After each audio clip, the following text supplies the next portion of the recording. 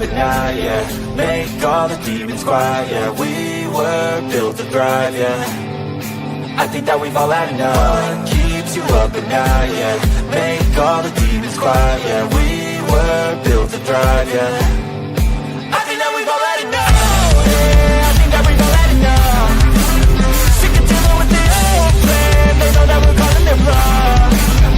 You got me like, oh yeah, I think that we've all had enough.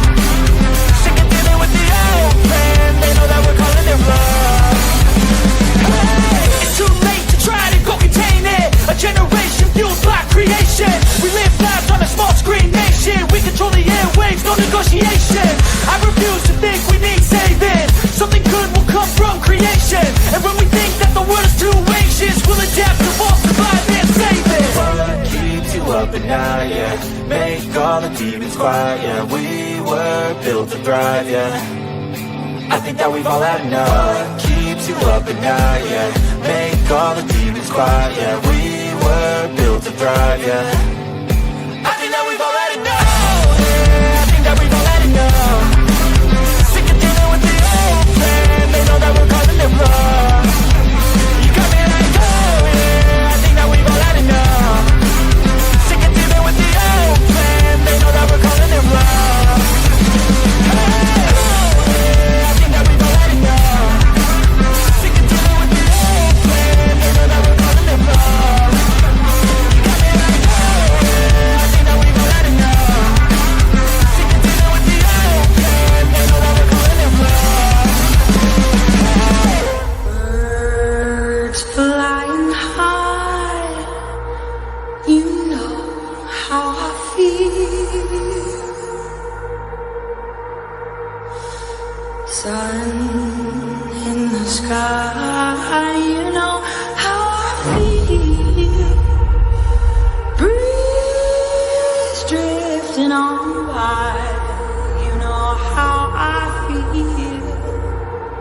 It's a new dawn, it's a new day, it's a new life for me. Turn on your mind now, tune into the feed. We're planting digital flowers from a single tiny seed. Yeah, power to the collective in the data and the soul. The hive mind's getting louder, finding voice and control. What is going on, Hive? I hope everybody had a fantastic Monday and a great weekend. Make sure. All right, we are coming in loud and clear. Welcome to the Hive Mind. If this is your first time tuning in, this is a contrarian thinking live stream where we are not afraid to think past the headlines, question the narrative, and if you are easily offended or rattled on behalf of others, this is probably not going to be the stream for you. I would encourage you to stay, to open your mind, to think deeper and longer and harder about all of the crazy shit that's going on, specifically in this Idaho 4 case, and also the rest of the world. We're living in the craziest time ever. So thank you for tuning in and being here in the Hive this evening. I have Devil's Advocates backstage, as always, on Monday nights. And I can tell you that the term bombshell for what he has might not even do it justice. And I'm going to leave it at that. I'd really like to have DA truly break it or talk about what it is that he has experienced his time out at CrimeCon, some of the things that he had overheard and saw there in person. But nonetheless, we are going to be getting into it, and I want to say what's up to everybody. Heatherly, how are you doing? Blue-Eyed Candy, good to see you. Kelly King. Jennifer Henry's doing Grey Goose. Love it. Uma, how are you doing? Mrs. Birdie. Nicole, good to see you. April in Texas is tuning in. UFO Dogs creeping in the basement. River Bear Teacup, good to see you. Candy 420. Becky, how are you? Okay, Wolf, 420 Angel. America's right, 1111. I missed you guys as well. Evening, 1-1. Pups love you. Hello. Vibrations from Mir is tuning in. Yeah, I agree, Brooke. Mondays are the best. There's no doubt about it. DA brings the energy. Sue from South Africa's here. Gang. What's going on, Crown? Good to see you. OG TikTok, Hiver. True to it. Charity is here. And who else we got? Dawn, good to see you. Donna Speaks Truth is here. Shay, Lakin versus the World. Court's here. Squirrel, Nest, Gabby Girl, K Kitty 21. No talkie before coffee. I love it. Pups, love you. Jojo Bird, Big Red. Jay Gamble's tuning in. Cole's here. What it do? LFG. And Lisa, good to see you. Thank you for tuning in. I'm going to go ahead and I'm going to bring DA up a little bit earlier tonight just so that we have time to get into this. It's going to be a great discussion. And Amanda, thank you so much for the super chat, as well as Blue Eyed Candy. You all rock for those donations. So without further ado, I'm going to bring up Devil's Advocates. Here he is. What up, dude? Hey, what's going on? First, I need to check how's my lipstick tonight. It's a little bit, that shade's a little bit too light, probably for some Okay, well, likings. I was trying to tone it down. You keep busting my nuts for the lipstick, so I thought I'd tone it down a little bit and not have wings before I come on the show. Come on, man. It's like that's a tradition at this point. We have to make one lipstick joke, otherwise the stream People are feels gonna off. really think that I put on lipstick before coming onto your show, and it's gonna become a weird thing. That might be a weird thing. It probably is not good marketing, but nonetheless, you are you're streaming right now from a hotel room. You are coming back from CrimeCon. How was that? It was awesome. It was enormous. I have never been to Denver, so seeing Denver was cool. I got a personal tour from a local in Denver, and that was cool. Went down Denver. CrimeCon was in a building called the Gaylord Rockies. I don't know if you're super familiar with it, but this building you have that place is as big as a Vegas casino. It is enormous. It's massive. You don't even have to leave the property. Yeah, it was I saw it compared to the other building. There's big buildings around it, and it's massive. But anyways, CrimeCon was huge. A lot of high energy. I was warned before I went to CrimeCon that it's a very pro prosecution, very pro law enforcement, and they weren't kidding. Although I'm kind of hoping to get on a panel maybe next year in Vegas. We'll see, and be able to give a little bit of the alternative side, but we'll see. But it was really great. I got tons of stuff I could share with you about CrimeCon. Yeah, man. I'm excited for the little bit that you and I did chat before the stream. I'm excited to really dive into some of the stuff that you had overheard there. And real quick, before we do, if you guys are new here, go to my YouTube channel, please press subscribe. So just scroll down into the chat quick, hit the like button, hit the subscribe button. I have all my other links in the channel as well. I posted a Substack today on how ongoing investigation is really just ongoing lies. And I believe that with everything in court cases, there should be open source, especially when it comes to crimes that were committed out in public. And these are the rest of my links. All of my streams are free, so pressing that subscribe button is the best way to support the channel. And DA, where can people find you at, brother? Yeah, so thank you very much. I have a website, which is my primary channel, and normally I update it every weekend, but I've been in CrimeCon, so I cut some corners. So devilsadvocates.info is my website. I try to link to a lot of my stuff there. I've got a Substack channel, The Devil's Docket. I've got the YouTube channel, of course. I got TikTok, I got Instagram, I got Facebook. A lot of those are Devil's Advocates 2024. I'm trying to get that branded the same on all platforms so you can find me. I'm working on that. We're trying to make everything better. I'm a little bit behind you, Bertie, on marketing, so I'm working on it, but yeah, I'm there. I love it. I love it, man. Well, we have been doing something a little bit different in the Hive, DA. I think you're going to like this one. This is what's called the Hive Mind trigger. Have you seen this yet? No.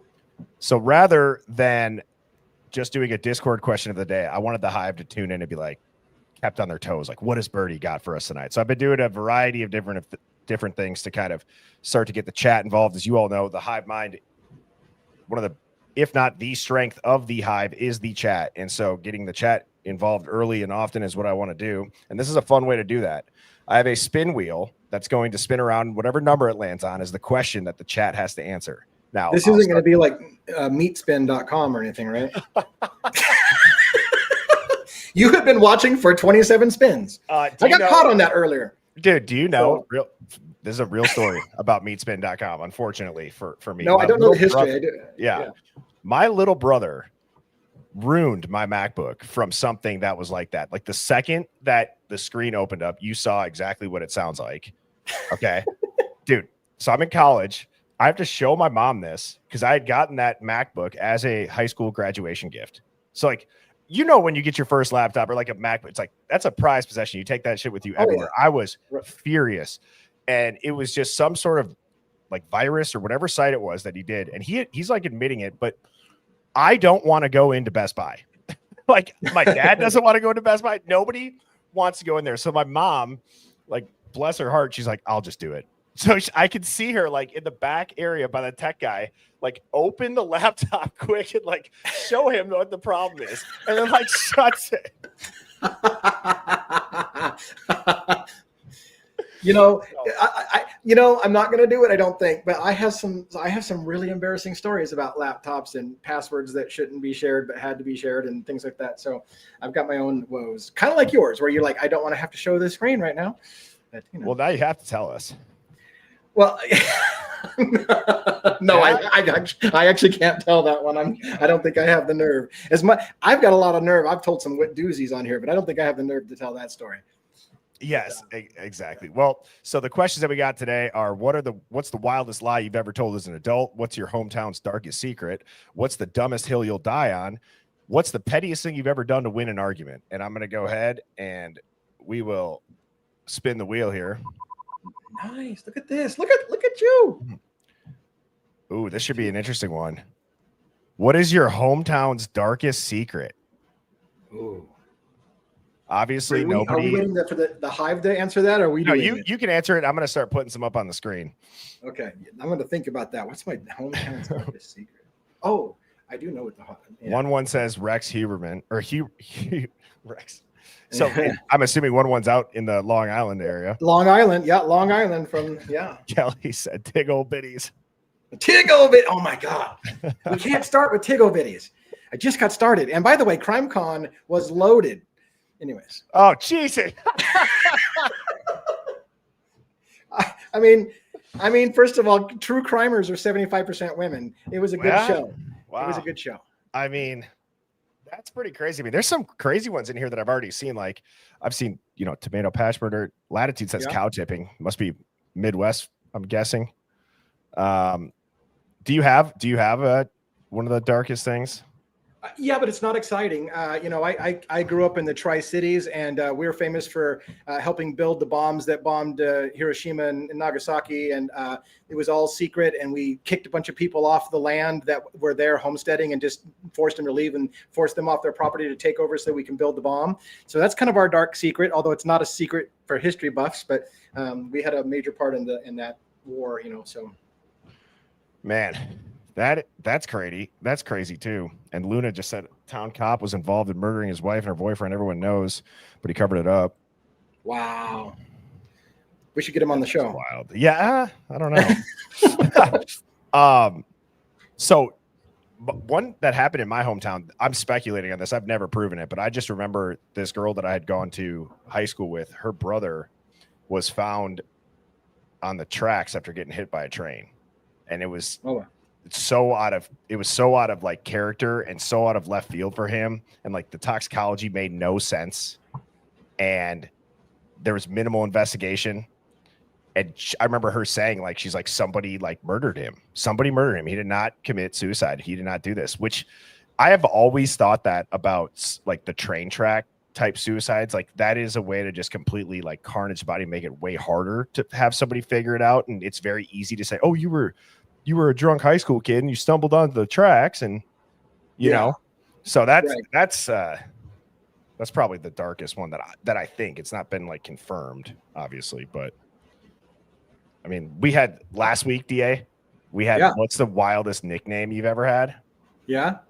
Dude, you needed to have been on that stream. You would have been losing your mind. There was like the last one was Mouth of the South.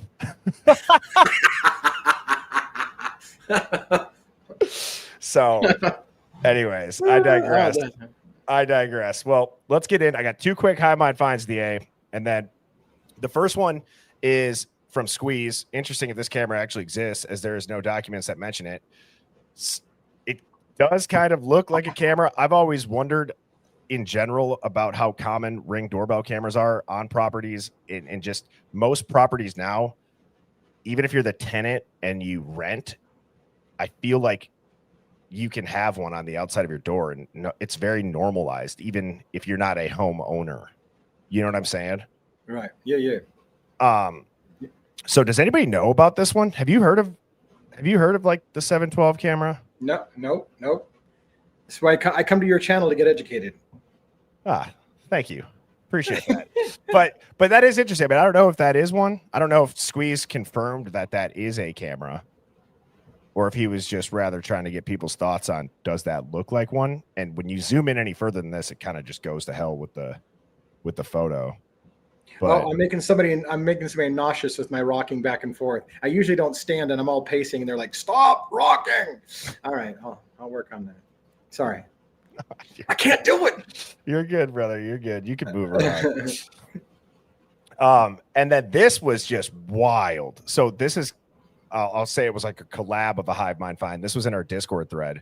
So if you have not joined the Discord, please go and join that. That is where I pull these Hive Mind finds from. And Luna Bliss and Ample Spark kind of collabed on this, and they had said, does anybody remember a news coverage in front of 112 King Road that said there was a group of students that had a camera recording in front of the house for a school project? And this is the original screen. Somebody found the screenshot from the University of Idaho on November 23rd, and I blurred the names out just because I don't know if this dude is whatever, but if you go on the Discord, you can see the names. But it says, I just found out my remote photography group has video from a tripod that was stationed behind the house. It was recorded from 8 p.m. to 8 a.m. and shows a woman running from the side of the house as a truck entered the driveway. She ran away from the house and right by her tripod at approximately, almost, but not completely accurate or exact, roughly 2 a.m. A group member removed the tripod, and I don't know who has the video. It is the group's right to not disclose why we record, which is creepy. Pause. But why? But we would send in recordings in special circumstances. And they said, well, then call the police and give them your information. And the group member did report the video was sent to the ISP. Our group has been removed from Facebook for policy violations. So what is that? I mean, like if you were illegally filming somebody's house, then I could see where, like, a social media would take it down for violating somebody's privacy or whatever. So I could see that, but I don't know. And Mama Tata filming, yeah, right? Mama Tata, you should go look next time you're back in town at 712. By the way, the boys are back in town. Yeah. Sorry. Has wait? 4 says you've seen the video. I don't disagree that it's illegal recording, but it is odd that this person had mentioned, it is the group's right to not disclose why we record. So what were they recording though? Yeah. It just all sounds so weird, dude. Right. So I don't know. And it was from 8 o'clock at night until 8 the next morning. But somebody runs by the camera at 2. I'm trying to make did they take the camera down after the woman ran past? That's what it sounded like. But then somebody said it was up until 8 o'clock in the morning. I've never seen the video. I don't know. But yeah. Doesn't that kind of sound like Dylan running to a truck? Yeah. Right. Yeah. I mean, it's funny. I just heard that story about the tripod and I was like, I don't remember anything about a tripod. And now you bring it up. So crazy. I mean, who knows? I guess it could not have been somebody involved there, but I think about what are the chances that all that shit goes down, and it's not one of them. What was with all the rumors about the attack of the killer clowns or whatever that supposedly house members were involved in, and were they filming that kind of thing? There was like all these rumors about this movie being filmed there, and I've seen a lot of that there was like a movie and it seems to almost depict like there's the underlying story tone of almost depicting exactly what had happened that night. I mean, you've brought up even horror films and how maybe Kopaka and all that stuff. I don't know. Yeah. I don't know. I don't either. Like, how far do you want to go with that? I don't know. I mean, that would be nuts if the dude was watching it in Pennsylvania, or like, I don't know if this is obviously speculation. That's what we do here. So, or Force, as it wasn't Dylan, this was Bethany. Was it an astrology club? Right. I mean, it is weird that whoever they said ran from the side of the house. So you got to think if their tripod, depending on where it was positioned, that means you'd run out the back sliding door and then you're going to be coming around the side of the house either way, right? Because there would be nowhere to have a camera behind their house unless you were completely just peeping and yeah, right. Peeping That's on what them, it sounds right? like. Right. But this sounds like a school project, so I don't know. Yeah.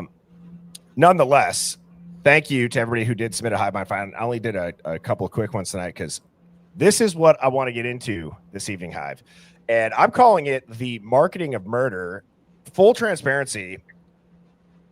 I'm okay with talking about this, not because I'm trying to even make it a big conspiracy. I just think like nobody has the balls to actually say what we're watching happen right in front of our face with the marketing of this and the shaming of everyday people until oh wow, you could sell our DNA like tech, right? It's so weird. And so I'm going to pause there, DA, and I want you to start from when you're at CrimeCon, you're sitting in these meetings. It sounds like they have rooms that have time periods of like, hey, this is when you can go and you can see this person, that person.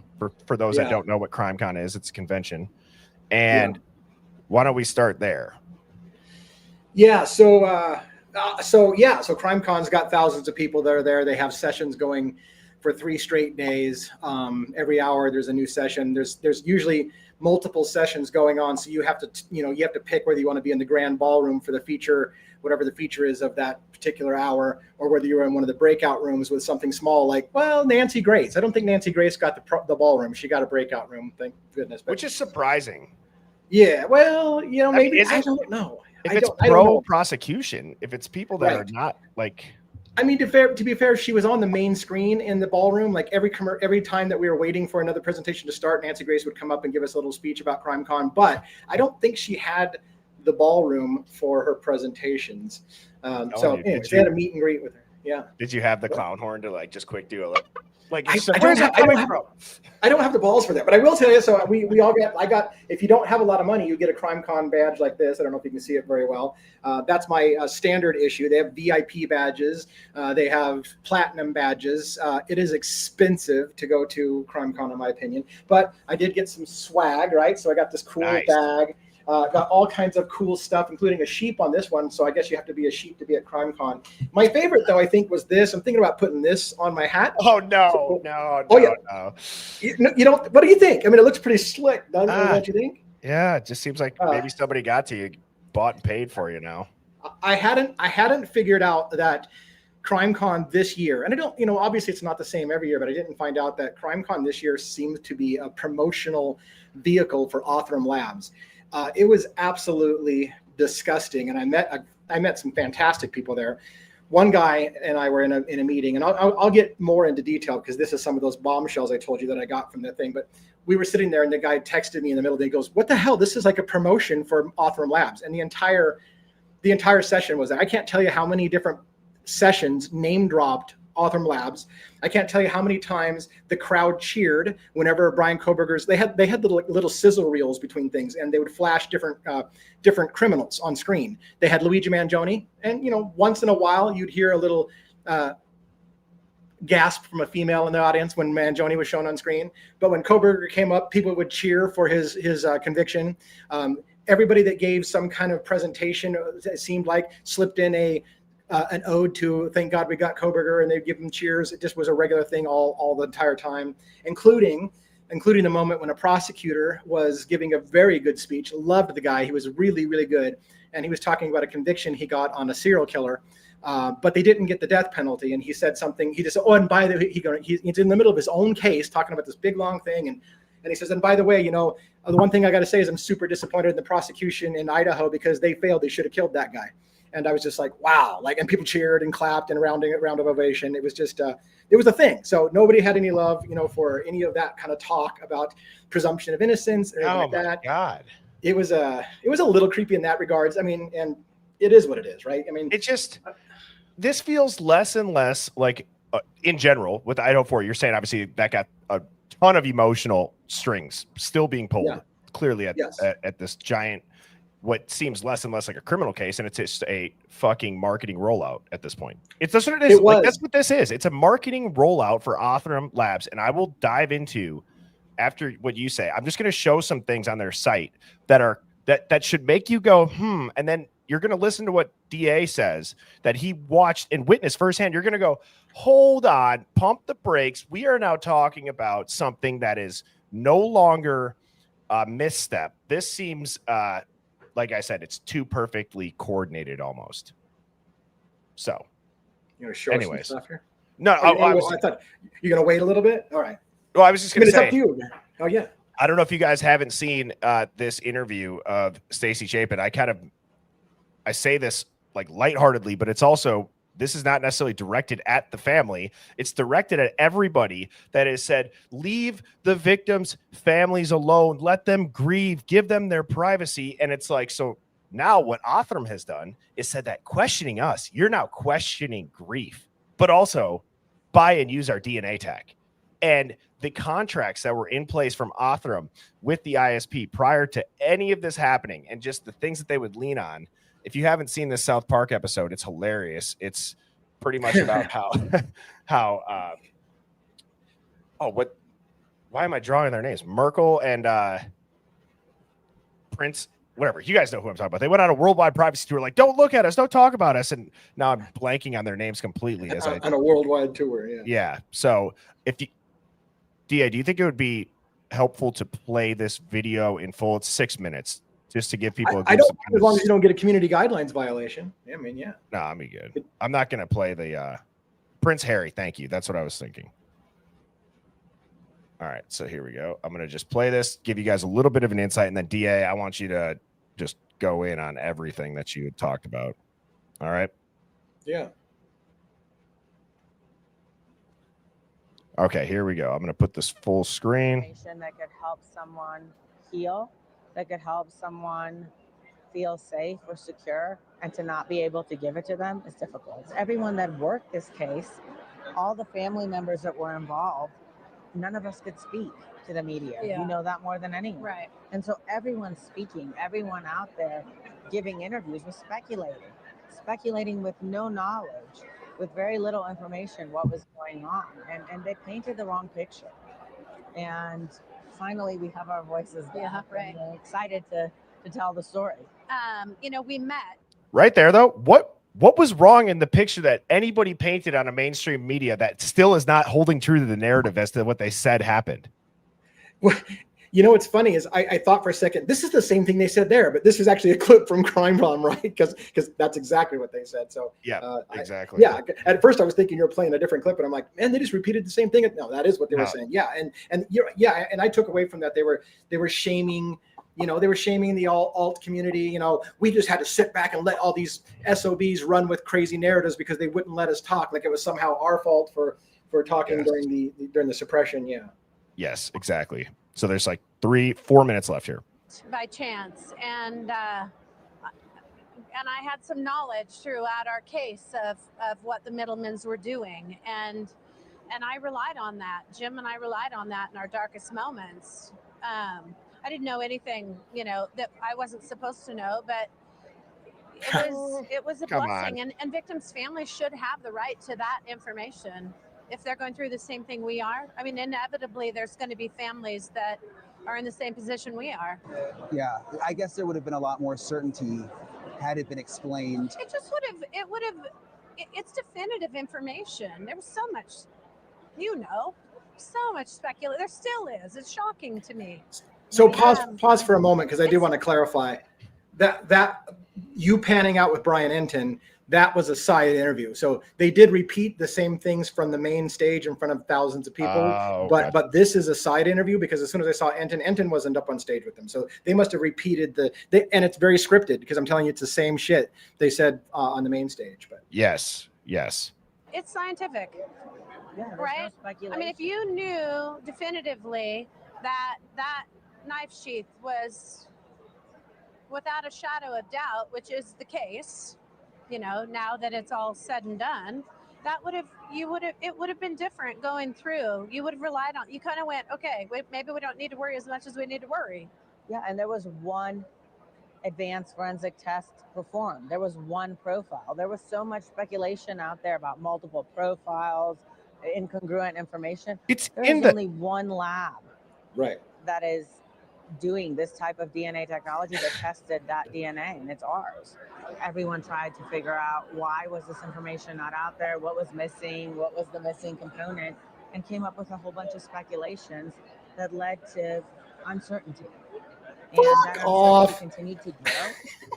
If I have to hear another person say speculation, it's look at how they talk to us. They are talking to us like we are just dumbasses. I can't stand it. I cannot stand it. There are so many people. I got stuff for you, man. I got stuff. I got stuff. Yeah, I'm excited. That was the most difficult on the victim's family. Yeah, I agree with that. And no one else, right? Like I was certain the entire time because I saw the science. I knew the results, right? I never had one doubt in my mind that we'd be sitting here today, whenever today was, whether it's after the trial, before the trial, at a plea. I knew that this day was going to come, but the victims' families didn't have that certainty. I don't even know if law enforcement involved in the case had that certainty. I don't know how far the results actually propagated as the full result of the investigation. And by the way, this woman who's talking now she runs Othram Labs, by the way. So yeah, Kristen Middleman, yeah. Kristen Middleman. Middleman, yeah. So under wraps. And I think that needs to change. And I want to make clear, because there are questions in our talk today for David, and I'm sure in our talk tomorrow, that we don't tell them this is your perpetrator. We say this person's profile, or one of these 2 or 3 people in this family left DNA at this crime scene, meaning that they then need to investigate. They need to contextualize that information. They knew in the Kohlberger case that there was a white Elantra that was seen at the crime scene. Now they knew that there was a family in Pennsylvania that was identified. Could they look up a white Elantra that had a Pennsylvania plate or a Pennsylvania driver? Of course they could. And that's part of their investigation. I don't know the order of which the investigators actually investigated that case, but they were able to piece all those pieces together because we gave them the information that we gave them. And as they pieced all those puzzle pieces together, it became very clear that there was only one suspect that was possible of committing this crime. You dumbass. What is it like for you to meet the person or the people who, I mean, it's so scientific what they did, but to put a face to it. It was amazing. Jim and I hopped the first plane. Yeah. Yeah, we flew to Houston, and then Maisie and I have been back.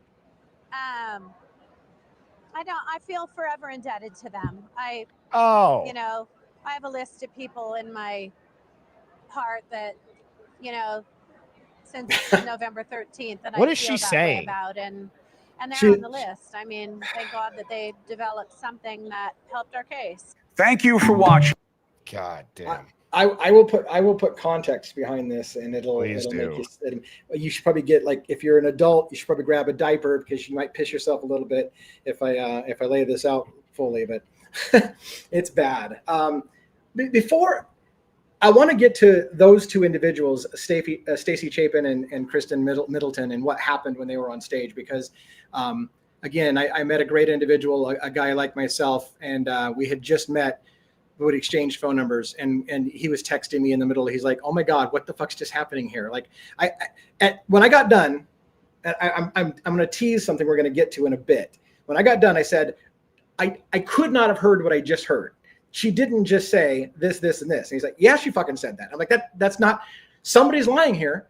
Either the Middlemans are lying, Stacey's lying, the FBI is lying, or Moscow police lying, because what they just fucking said on stage is not what happened according to the official documents. So somebody's lying.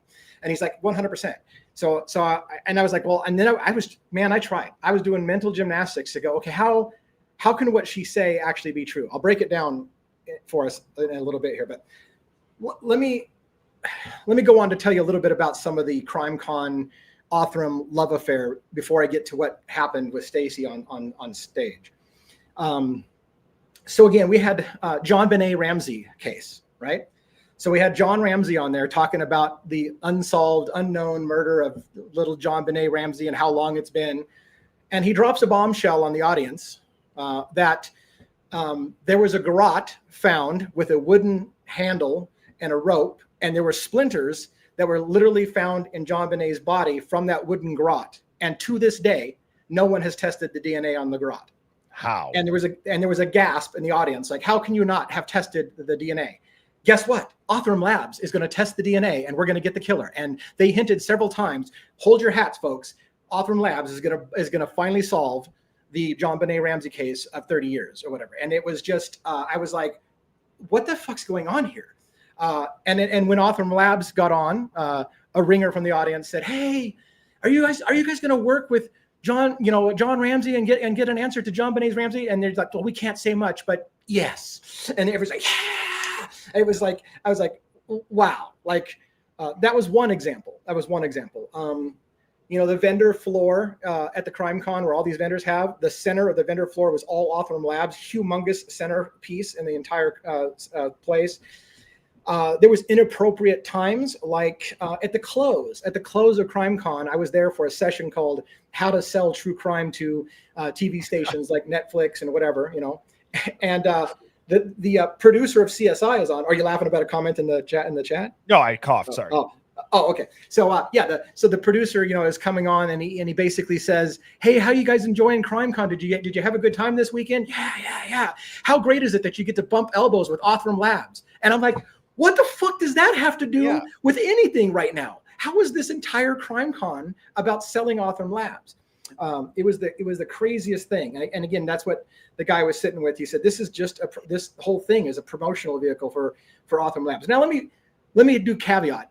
I really, really think there's things you can get out of CrimeCon. There was some fascinating stories. So I know some people are going to hear this and be, I'll never attend a CrimeCon in my life if that's what they're going to do. I don't think they sell Othram every year, but there clearly was some deals in place, and that was about that. And so, you have to kind of look the other way, because there was some really good sessions, and I learned some crazy stuff at CrimeCon, but not something we can get into now. But well, it's something that we've talked about at length is what Donna just said, which is that, okay, well, the precedent has now officially been set, because you're going to allow a private company that's just going to do these investigations via contracts with the police.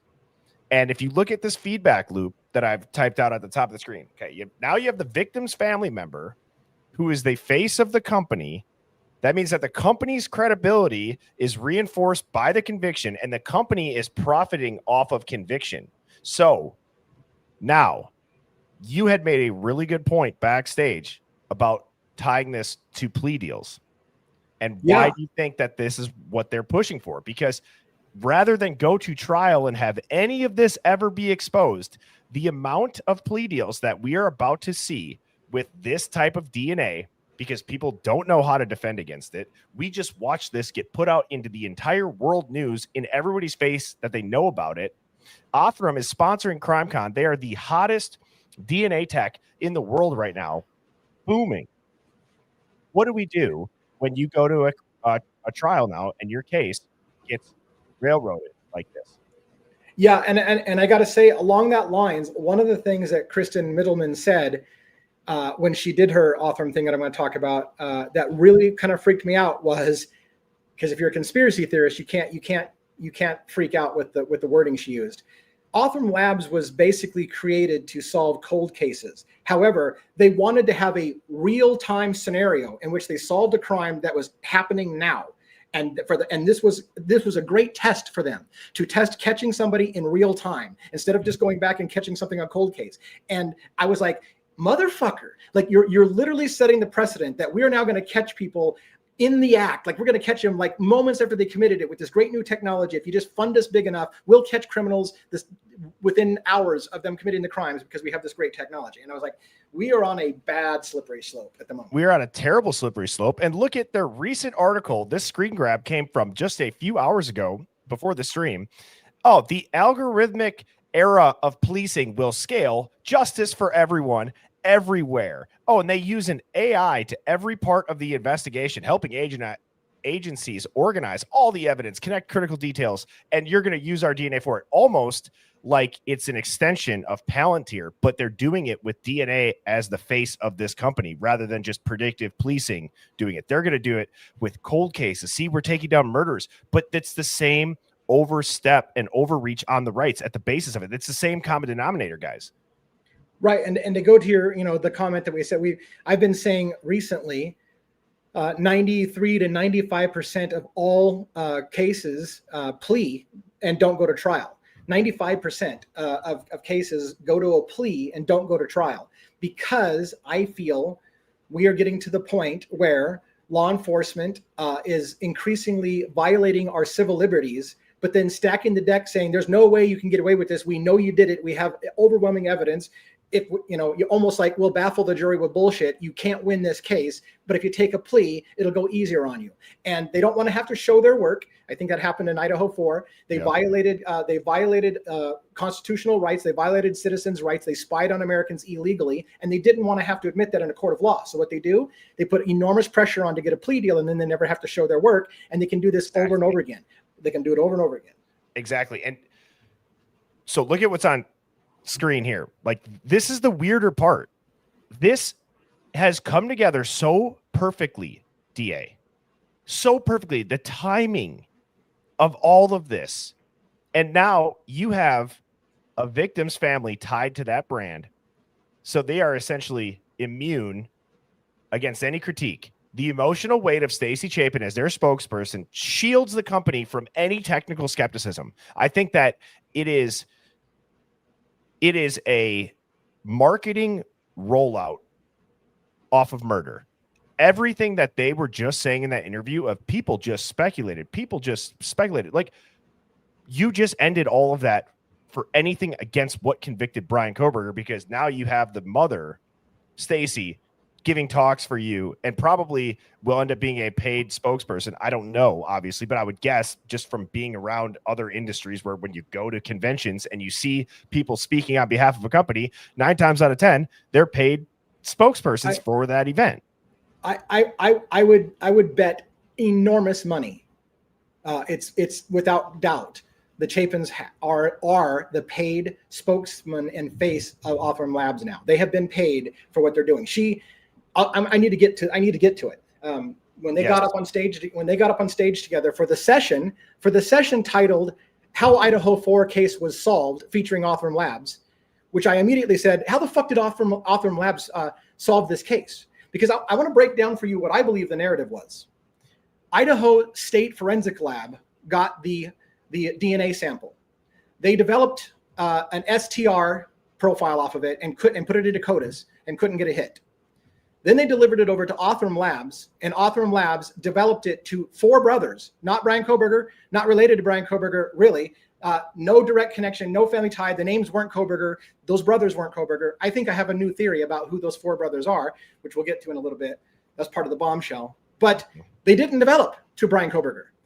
And then, after some time, the feds told Othram Labs, weeks went by, they told Othram Labs to halt their testing, and they took over the profile. And then they developed the profile further, according to Ann Taylor, doubled the SNP, the SNP.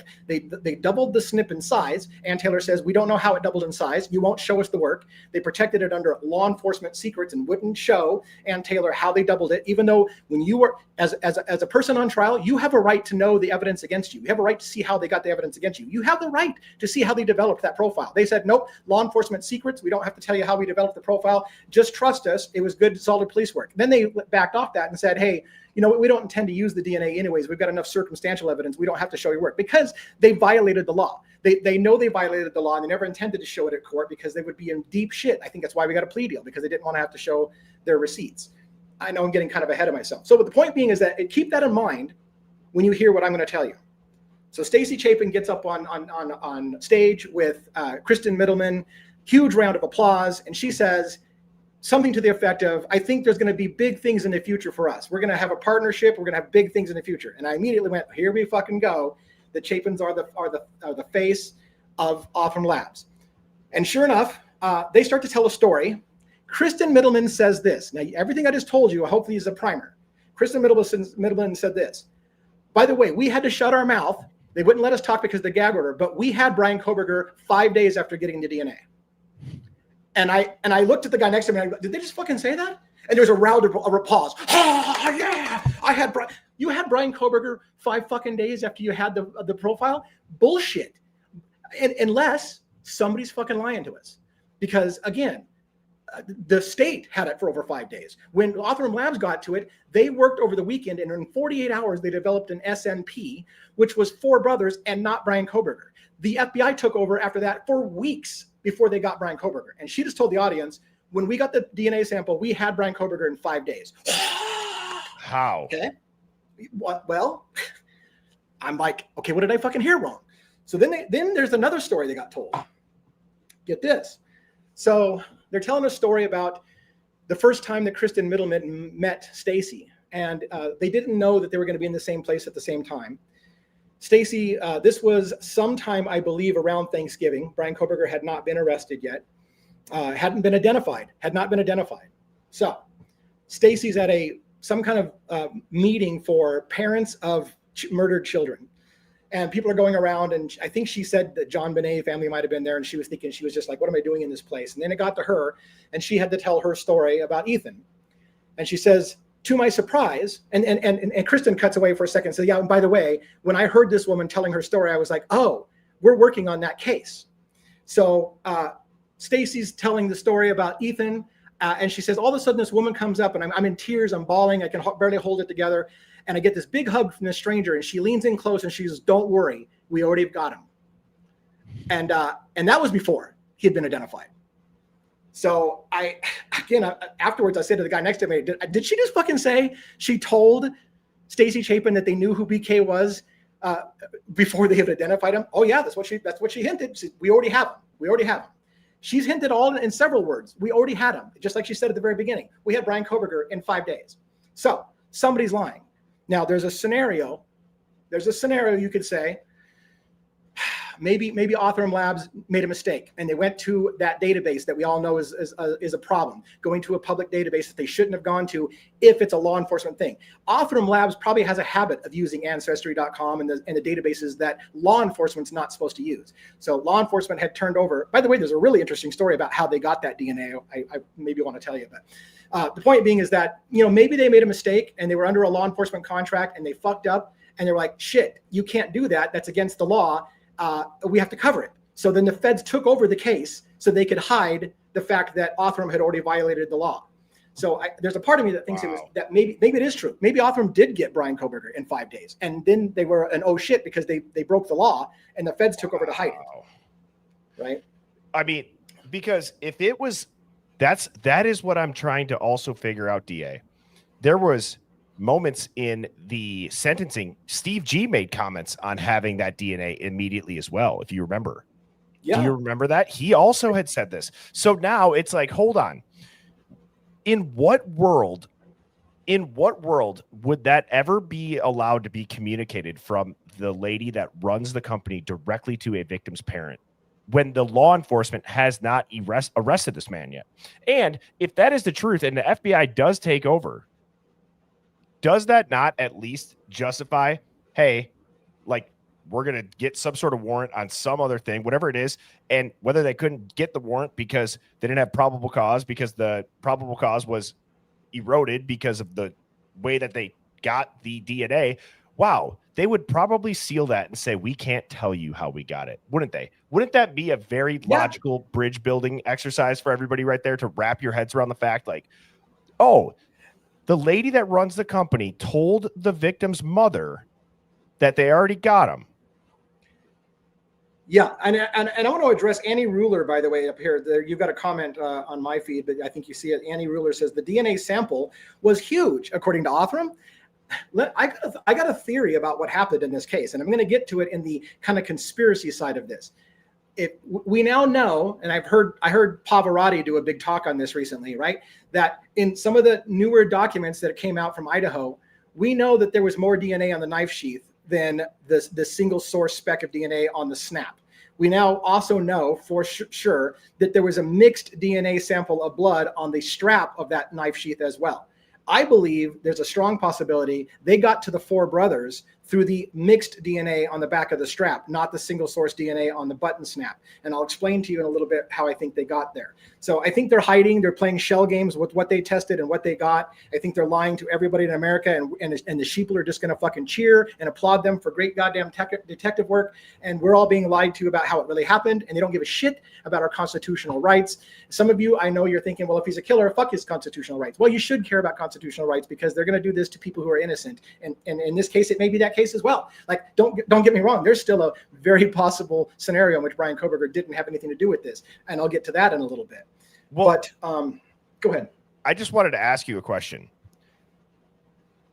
What would you do as a parent? This is speculation, everybody, right here, what I'm about to say. God forbid anybody's ever in that position. But I think to myself that if I'm at one of these things for parents who had just lost their children, and my wife gets done talking, and she's all emotional and she's worked up, and then she comes and finds me, at the back of the conference room, she goes, "Hey, babe, this lady who owns Othram Labs says they already got the guy." Is there not a moment of what? Like, how isn't it not a big commotion? Isn't it not something immediately like, do you know what I mean? DA, where's the naturalness of that? Like, how do you not react? Like, you can kind of hear it. You can kind of hear it in Stacy's, backpedaling when she says, "Well, we didn't know anything we weren't supposed to know, of course." Oh, which was her immediate backpedal of, you were told.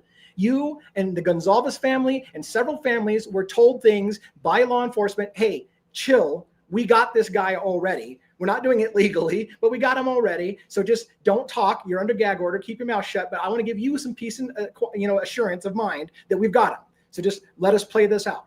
And I feel that that's what was told. That was told to Stacy. That was told to Steve Gonzalez. They were told, we've got this guy. Relax. But then they had some problems with the legalities of the issue. So and now, why don't you go back to the Four Brothers hit, because I think it's a little bit too convenient. Like, if you think about it, Othram comes in with their tech. They're sitting on a contract that is current with the ISP. They take the DNA sheet, they build a profile, and boom, you got Bryan Kohberger at the center of this with no jury, no trial. Just trust us. Trust our company. We're Othram Labs. I told the mom after she got done off the stage that we got the guy. Yeah. Are we? Yeah, and they didn't.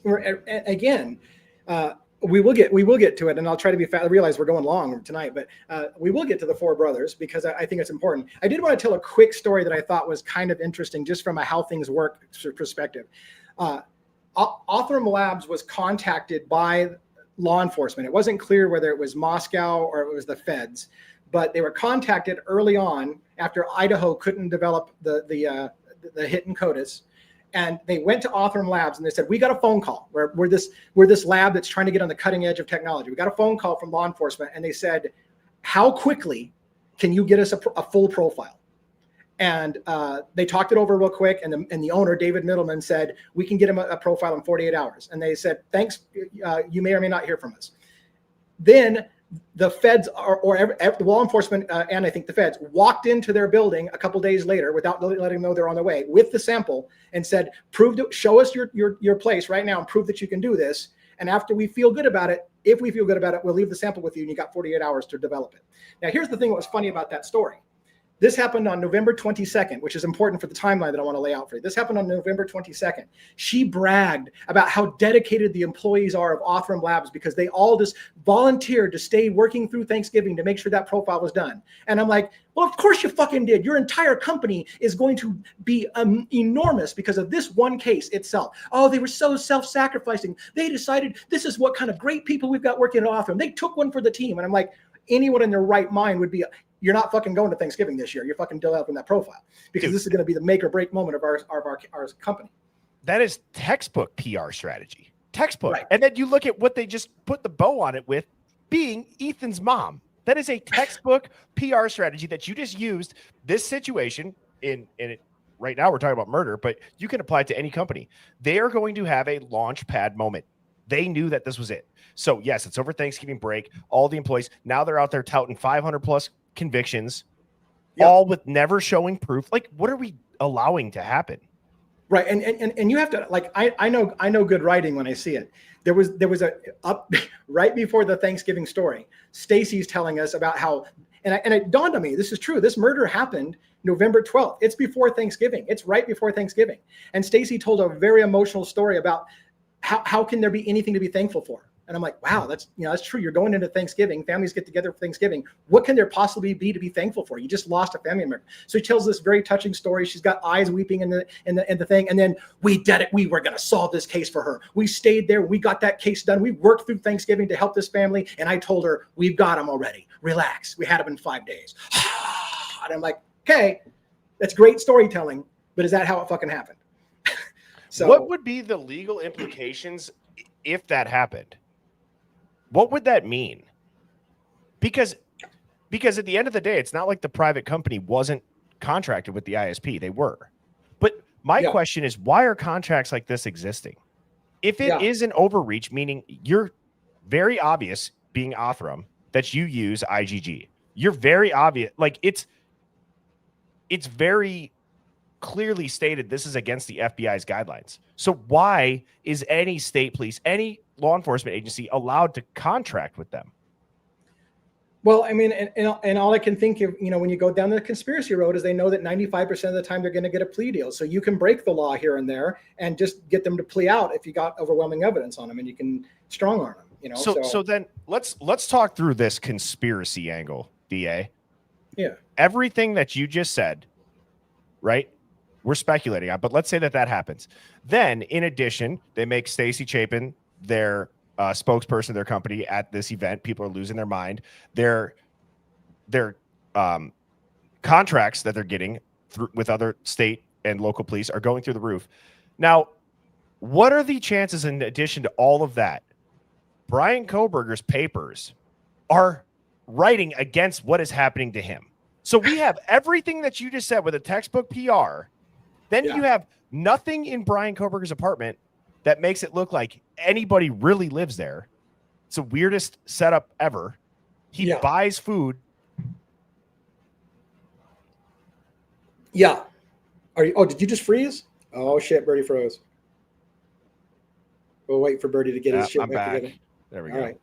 Am I good now? Where did I cut out? That pisses me off. Right in the middle. He bought food and then you cut out. Yeah, he got food just to leave town. So he's gonna go buy food from Walmart, and then he's like, I'm just gonna let this all sit and it probably go bad. I know it's like in the freezer, whatever. I'm not trying to get technical. You guys get my point of like, why and how do all of these things line up? In addition to the secrecy, the redactions, it just so happens that Brian's writing about what is happening to him, or what he's against is now happening to him, and the overreach. And you put in this predictive policing and predictive criminal behavior study that Washington State was getting. And now you really start to scratch your head on what the hell are we watching play out? Because there is no effing way this is a natural occurrence of events. It's too clean. It's literally textbook PR strategy, guys. So I want to caveat. I want to go off the rails, and I want to tell you the timeline that I believe is what they told us happened, and it's officially in documents. I looked it up before going on this show, so I can give you the dates. And so I want to tell you that the official timeline that's been out there in all kinds of sources. I want you to keep in mind in your head. We had them in 5 days. Relax. We've got it. We have them. We've got them in 5 days after getting the profile. So I'm going to tell you when they had the profile 5 days later. And I'm going to lay this out for you. And I'm going to go off the rails because we're going to mention a name that everybody fucking loses their mind. But I'm going to tell you a theory that I'm starting to think is plausible. And you tell me whether this isn't plausible. I know some of you are going to fucking hate this. Like, I'm so fucking tired of hearing this guy's name. Bear with me on what I think happened. Keep in mind, again, there was more DNA on the back of that knife sheath. It wasn't just the single source DNA on the button snap. There was also mixed DNA on the back of the sheath. I think to somebody's question, that was probably used to develop the Four Brothers lead. And here's the kind of the logic of how this works. So first of all, remember the murders happened November 12th/13th, the morning of 13th. And they took that profile, they took that sheath right away down to Idaho. So I think it was driven right away. It probably got there on the 13th, if not the 14th of November. They developed an STR, I think is what it's called, profile, which is basically just enough to get it into CODIS, and CODIS came up with no hit. They had it for a while, and then it got turned over to Othram Labs because they couldn't do anything more with it at the Idaho State Forensics Lab. Othram Labs, who had already been under contract by Idaho to do things like cold cases and whatever, and had been waiting for this great moment to prove they can solve crimes in real time, gets it on November 22nd, I believe. So just making double check with my thing. So the 22nd of November is when Othram Labs got the STR and the profile. And that's when they were told, how quickly can you develop an SNP, which has hundreds of markers, right? Hundreds of markers. So how quickly can you do it? Well, we can do it in 48 hours. They delivered that. They worked through Thanksgiving and they delivered it. Even so, it puts us around the 24th, right? 25th of November, long before Brian Koberger is identified. She tells Stacy, we had Brian Koberger within 5 days of getting the DNA. Cannot be true. So let's follow what happened. After they got it on the 22nd, they came up with a lead to four brothers. And this is what they knew about the four brothers. All they knew, they said, and this was said on the stage in front of CrimeCon and thousands of people, all we knew is that genetically, it seemed to trace back to some area in Pennsylvania where families were of this heritage, and it was going to be a family in Pennsylvania that had some kind of Italian descent. And there was only two families it could have possibly been. Huge rounding applause. Yeah, fuck yeah, you got him. Okay, problem is, still not fucking Brian Koberger. None of those four brothers were Brian Koberger. Guess what? Brian Koberger has no brothers. No brothers. Now, I can tell you the long answer about how they're going to answer the brother thing, but let's just take them on face value. We traced it to four brothers. I can tell you somebody who is from Pennsylvania there's four brothers, Brent Kopacka and his three brothers. So this is what I think happened, because if you listen to what they talk about, here's what happened. They developed four brothers that came from Pennsylvania. When they couldn't come up with a definitive lead on the thing, they started to look into what of these four brothers have anything weird going on. Guess what would be weird? One guy from those four brothers who moved to Pullman, Washington, and is living at Pullman, Washington campus at the time of the murders. That, I think, triggered them that Brent Kopacka is probably our guy. Othram Labs gave them, it's somebody from Pennsylvania, and here's the thing, by the way, they leaned on Othram Labs. Well, I shouldn't say leaned. Othram Labs asked one of the brothers to submit their DNA profile to like Ancestry.com so they can continue to try to develop the profile. That brother told him to pack sand. Okay, so they didn't get their wish. They didn't get to develop that further because one of those four brothers said, "Fuck yourself. I'm not gonna go give you guys DNA so you can try to implicate our family." So what I'm starting to speculate that what happened around that time was that they started to look into the two families that were from Pennsylvania who had four brothers. And is there anything weird about that family? One of those family members was in Pullman, Washington, Brent Kopacka, not Koberger.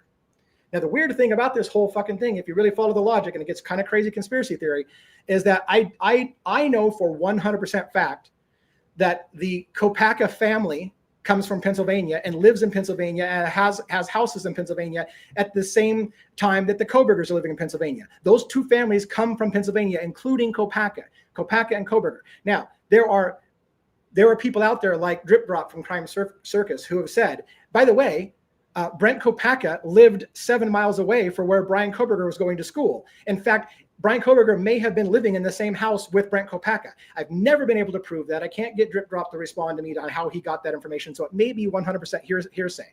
But I'm telling you, if these two guys were in Pennsylvania at the same time and knew each other and then came out to Pullman, Washington and lived within 2 miles of each other in Pullman, Washington, which is the fucking butt crack of Washington, then there's no fucking coincidence with that. Are you following me so far? I am following you, and trust me, my tinfoil hat is ready to just explode right now. So I think Brent Kopacka was on the Fed's radar at this point. Not necessarily Moscow PD. I think the Feds were watching Brent Kopacka. So 1 month and 1 day after the murders, after they've already got a profile that leads to 4 brothers, one of which may have been Kopaka, they're watching Kopaka, and a disturbance happens in Pullman, Washington, where a guy's losing his lid. He's threatening to kill his roommates. Those of you who've been following the story for a long time have heard the rumors that Brent Kopaka was yelling, and people heard him say, "I killed those kids." Some people say, "I didn't kill those kids," is what he said. Some people say they heard him say, "I didn't kill those roommates." Another person said they heard him say, "I killed those roommates." Whatever the case may be, there's been rumors all over the place that Kopaka himself was maybe in a distraught state, was agitated, that he was confessing to, "I killed those kids," whatever. The feds have been watching Kopaka in this theory. So the feds go in and, you know the story, they shoot and kill Kopaka. Brian Koberger leaves that same day that Kopaka is shot and killed in Pullman, Washington. Him and his father leave town and get out of town. They get pulled over. Another coincidence, by the way. Another coincidence. Right? It's like, wow, that's odd. Right. So, and let me say this too. Let me go back just to hair. So, on the Koberger Kopaka connection. So, the best friend, and a lot of you have heard this before, but some of you haven't. So let me take a moment to lay it out.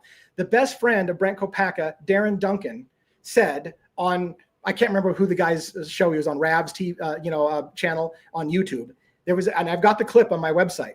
Said, "Hey, look, I wish I could have been there that night that they shot and killed my friend Brent Kopaka."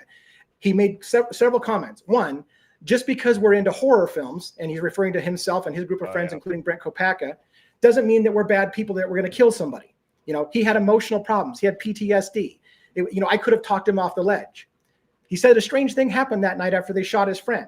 I think, Darren Duncan said, they thought that Brent Kopaka was involved in the murders of Idaho 4. Well, fuck yeah, I think that. I'm starting to think that more and more. The feds had gotten the profile from Othram Labs, looking at 4 brothers. One of them was in Pullman, Washington. They started watching him, and they thought that maybe he might have been involved in the Idaho 4 murder, because that's the lead Othram has led them down. Do you know when Kopaka moved out there? Do you know the date off the top of your head? He had been out there for a couple years, I think, before that. And he had, in fact, not to get super off the rails, but the kids mostly come from Coeur d'Alene. Kopaka was in Coeur d'Alene. Kopaka had a phone that he bought in Coeur d'Alene. So he may have known the kids from Coeur d'Alene. And in fact, there's also, we've talked about this a little bit just recently, about whether or not Kopaka is seen on camera at the Corner Club that night. Kopaka might have been at the bar that night. That's what people have said. And DA Sherlock just pointed out, he says, "I'm sorry, but it's in the Pullman police reports that Brent was yelling that he wanted to see his brother and to, quote, give him back. That's confirmed by police reports. It's not a theory." But you're saying in general, he's agitated, he's yelling. People are witnessing this. People are talking about this. Right. Right. I go back to, I know there's a lot of people that when you bring up 4chan or Reddit threads, I'm not saying that it's going to have the exact laid out who did it, what did it, or how did it happen, what happened. There was one that I showed on stream, though, about a guy who said Brent Kopaka was in my unit. Him and I both wanted to get into either private security or FBI after we got done serving. He was getting out before me. This is now the first time that I'm seeing him. I've never heard anything about him. I can't wrap my head around this. So I'm like, okay, that's crazy. Yeah. It's gonna get weirder. It's gonna get weirder because I don't even know where to start. But let me continue with the night of the shooting.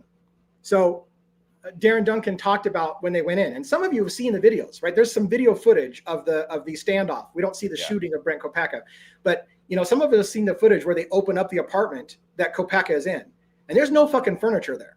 None. It's like an empty place, and several people have speculated, was anybody really living there, or is this just some fucking like stage area or something like that? One of the things that was weird is Darren Duncan said, and he only said it about the bedroom, not the entire apartment, but he said, "Hey, look, when we went over to the apartment after they let us in like the next day," I think is what he's saying. They went over there the next day after Brent Kopaka had been shot and killed, and they went to get his stuff. And there was no furniture in Brent Kopaka's bedroom. There was no bed. There was no dresser. All that was in Kopaka's bedroom was a broken safe, a few electronics, and his military discharge papers. And I said, how fucking convenient if you're trying to sell a story that some PTSD guy might have killed all those kids or whatever. Like here, everybody, he had PTSD. Maybe you understand. So I started like, what the hell's going on here? Then he says, the other weird thing that kind of happened is Brent Kopaka's phone was in the kitchen on the island, and it had been factory wiped. And the guy that he's interviewing said, that's fucking weird. And Darren says, that's super fucking weird. And I'm like, what the hell is going on here? Who's trying to hide traces of who Kopacka knew? Because again, I have long said I have a theory I've been bouncing around that I can't prove, so I tend not to talk about it until I'm on, your show. I tend to try to keep it. I'm happy. Shit, I'd rather have you come out here and talk about this because this is interesting as hell, dude. So I've always been trying to make that connection between the Kohbergers. Now, again, Drip Drop says they were in the same town together within 7 miles.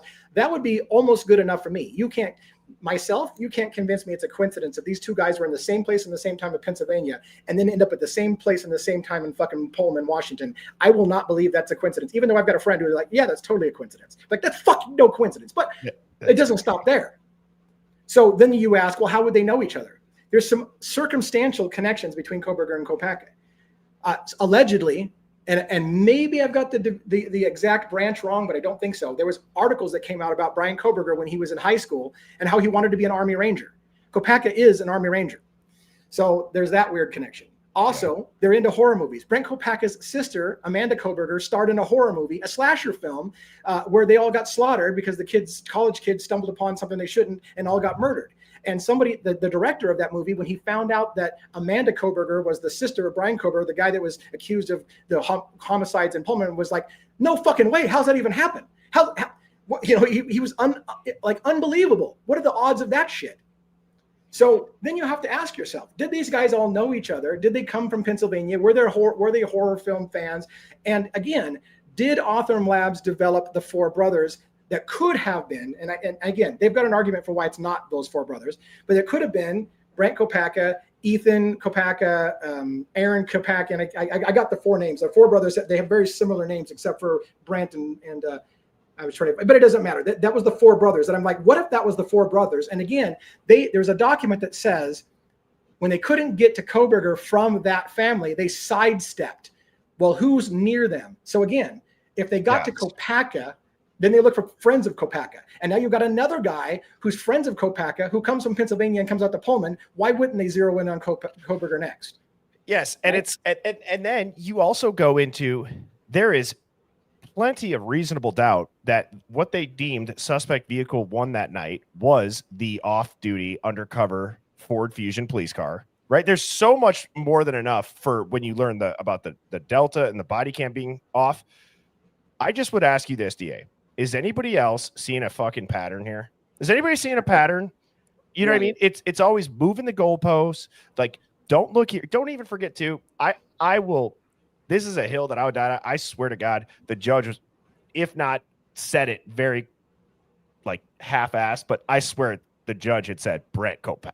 And then stopped. Everybody's, lots of people say that he slipped up. The first judge, right? The first judge in the case said Brent Kopacka instead of Brian Kohberger. Wild. Yeah. Same initials, all these things. And my question, I tend to go back to, well, and I don't want to end what you were saying. So I'll let you finish, because now I'm gonna try to piece together this. Yeah, and I'll try to. I'm kind of getting at the end of my logic trail is, but I've got some grander conspiracy theories if that's true. So that my theory is it possible that Othram Labs, that the four brothers they developed it to wasn't some 4 different family trees, that they eventually went up, and then over, and then came back down and got to Kohberger? Because that's what they're basically trying to say. We got these 4 people and we followed their family trees up and then went sideways to who they're married, and then came back down and got to Kohberger that way. What they literally said is we took a sidestep using whatever we could from that to how can we get to somebody else. So is it possible that the 4 brothers were simply Kopacka and his 3 brothers, and that one of Kopacka's brothers told him to eat shit. I'm not going to help you get my brother on shit. And then they sidestepped and found another guy from Pennsylvania who came out, and that became their focus once Kopacka was killed. So go ahead. I'm just going to say, dude, like, now you have to start to wonder, you just have to start to wonder, why would you go through all of this trouble to cover it up that a vet with PTSD snapped and killed these college girls? What would be the X factor that would make somebody partake in this massive cover-up? That has been the reason that I've always wondered, why that? Why cover all that up for that reason? You have a guy who just snapped, he lost his mind. Boom, it's cleaner than this narrative.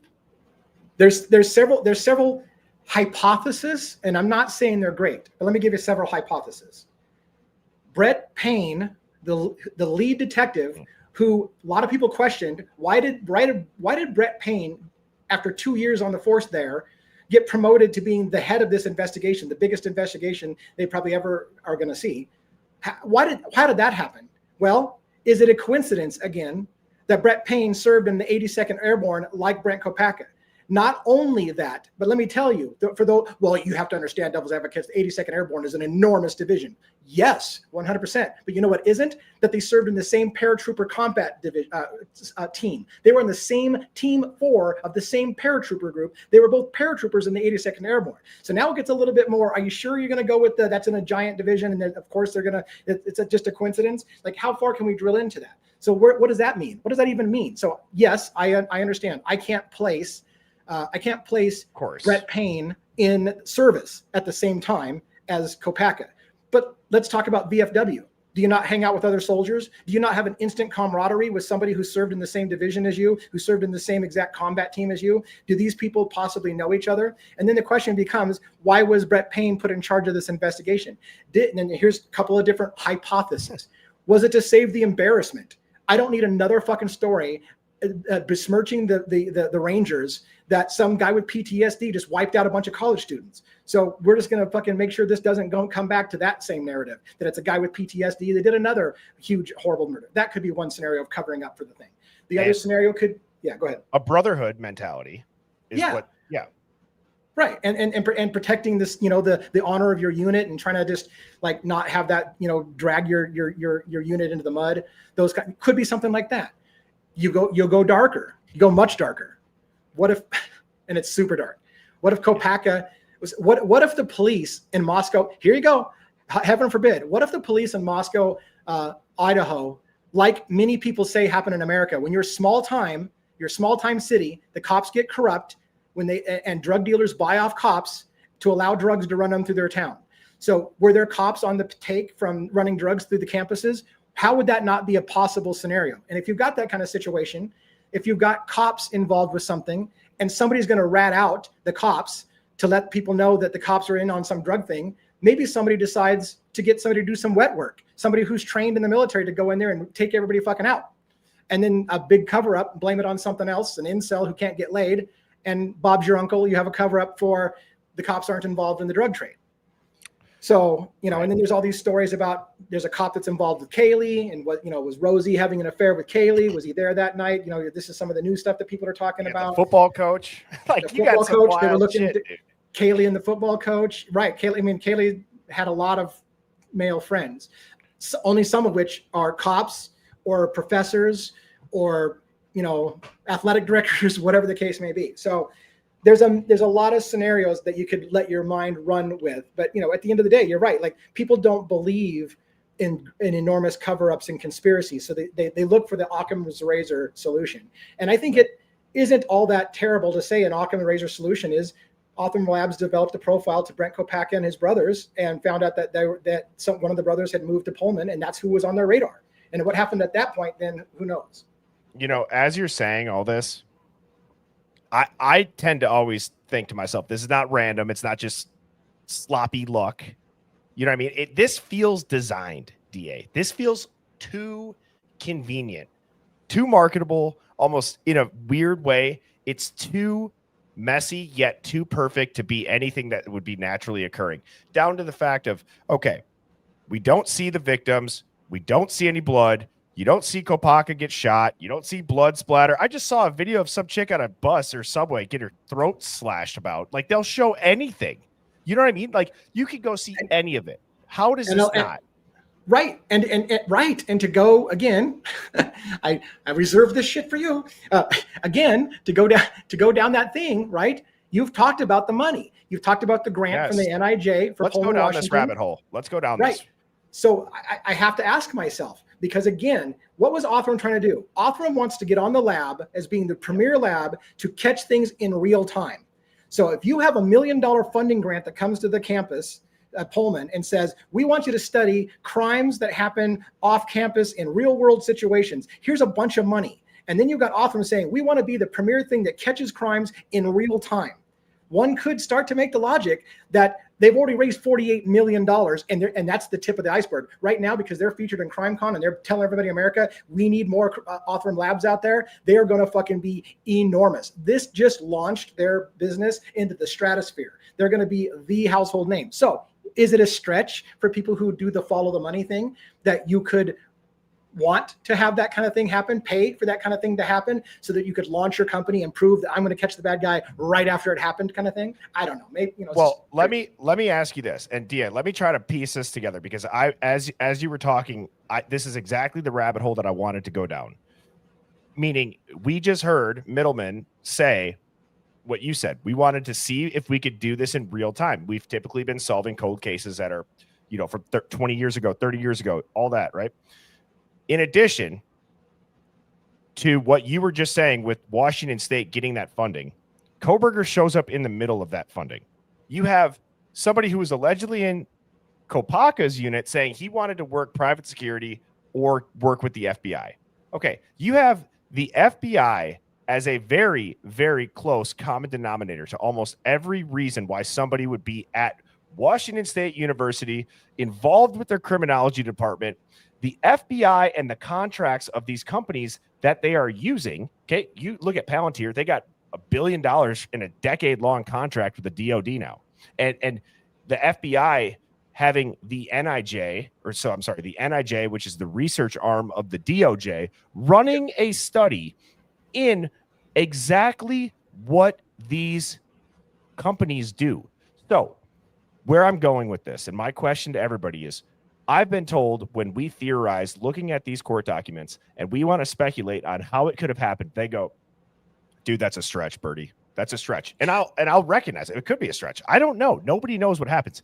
But we'll jump through all these hoops and we will do all these mental gymnastics to try and make up for a house that at the end of the day, there was minimal blood for it. The timeline makes no sense. Their suspect makes no sense. There's no answers. Everything's sealed and redacted. The plea deal comes out of nowhere. But what would be something that could cause all of those things to not make sense? And people say it might be a forbidden theory, but look at the history of our country and look at what our officials have had a hand in that leads to rights being overstepped. Patriot Act is a perfect example.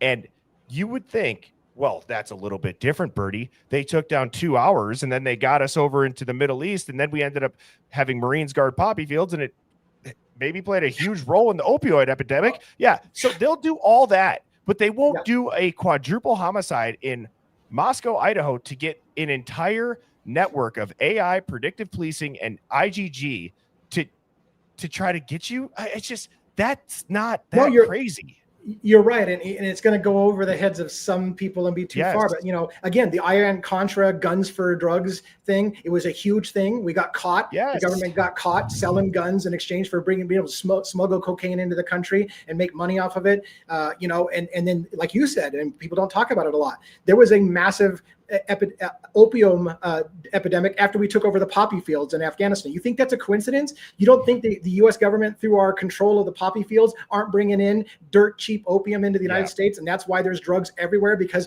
we're literally shipping that shit back to the homeland to make money off of it. But you can think that's crazy conspiracy theory. You can start to realize that we live in corrupt societies and people do shit for money.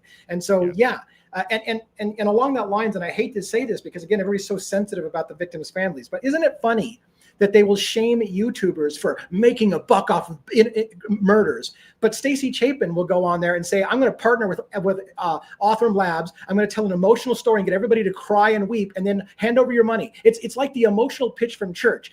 Play some music, tell them you need to repent and have Jesus, and everybody get my wallet out. They give you all my money. So she comes, gets everybody in an emotional state, get them sobbing, and then how can we make this better? Yeah. Well, you know what? Fund Othram Labs. Fund Othram Labs. So why is that okay for the families to do? Why are they not being accused of selling out for money? I just don't know. Well, it's interesting, and this is also just blowing my mind. I read this from Sherlock. The Palantir Gideon Predictive Policing Program was funded by the same Idaho Forest Study grant. Are you shitting me right now? Is that in the SEC file? Is that in the filings, Sherlock? Because that's the other thing too. You can look up those grants. You can look up the research grants. I also think there is so much nefarious shit that is hidden in research grants, bro. I think that all of the dirty work goes down in these quote research grants. They do it under the guise of research, but none of the research ever makes any sense. And it's just so. One of the things that I wanted to say to kind of put a bow on this is this feels, and I don't care. Like I said, I feel like everybody has thought this at some point. And I said in the beginning of the stream, it's not trying to be like a hard ass or say like, I got the balls to say it. I think that what it is, DA, is that at this point, with what's continuing to play out in the media, Kohberger being followed in jail, people planting the narrative seed that he's going to get dick in prison and he's going to be murdered or suicided. And now you got Stacey Chapin, who's the spokesperson of this. This is too perfect to be real. Yeah. It's too perfect. Or all of these companies, they are tied back to having government contracts. Is the government telling these companies, if you want to keep your contracts, you keep these people close. You will keep them in the media. They will continue to push this narrative because the truth about what just happened can never come out. And so in a way, this keeps these people that were involved and might have direct evidence and more knowledge as to what happened from blowing the whistle, because now you have a cushy $3 million a year talking salary for the company that the entire world thinks solved your kid's murder. Yeah. Is that a trade-off? Yeah. I don't know. Yeah. I mean, there's people who don't believe people do things for money, and you know, it's hard to convince them of anything like that. And I'm not saying didn't happen that way. I'm saying you would be remiss to not consider follow the money is where you should always do. You should always follow the money and see, is there a profit motive in doing this? Who's benefiting off this? Who's getting rich off of this? And then you have to ask, is that just good timing for them and they just happen to be in the right place at the right time, or was that planned? You know. And I'm making that number up. I'm just saying, like, everybody has seen these like ex-politicians or these powerful figures. You look at their speaking fees and it's like, hang on, you got $450,000 for 30 minutes. Like, the money is real and it's big. Yeah. It's big money in these things. And let me tell you, it was clear to me, Stacey Chapin and Kristen Middleman plan on touring the country, doing what they just did. They're going to keep doing that packaged presentation, going all over America, and probably fetching very, very high consulting fees to come in and give a 30-minute or 1-hour speech with emotional plea about how we need more Othram labs, telling the story over and over again about Thanksgiving and how we can't have Thanksgiving, but we got them in 5 days. That's going to be told over and over again, and I bet you money that they're getting paid good money for that. And again, I want to tie this to the Rex Heuermann thing you talked about just briefly. You know, Asa, the wife of Rex Heuermann in the Long Island serial killer case, didn't talk for the longest time. When she finally came out, she did a document, and they're like, Asa speaks for the first time. And then it's revealed, well, Asa got paid $1 million to do that documentary. So Stacey Chapin didn't talk to anybody for the longest time. Now all of a sudden she's talking. One has to ask, did she get paid? Now the thing is, Othram Labs is a private company, so we don't get to see a lot of their holdings, and probably not going to get to question that. But I bet you there's an NDA between the two of them. I bet you there's a sweet deal. So, yeah. Excuse me. I was just going to say, I've made it rather clear that I think this is too messy, but it lines up way too clean. But at the end of the day, we have a brand new forensic lab that's ready to prove their tech in real time.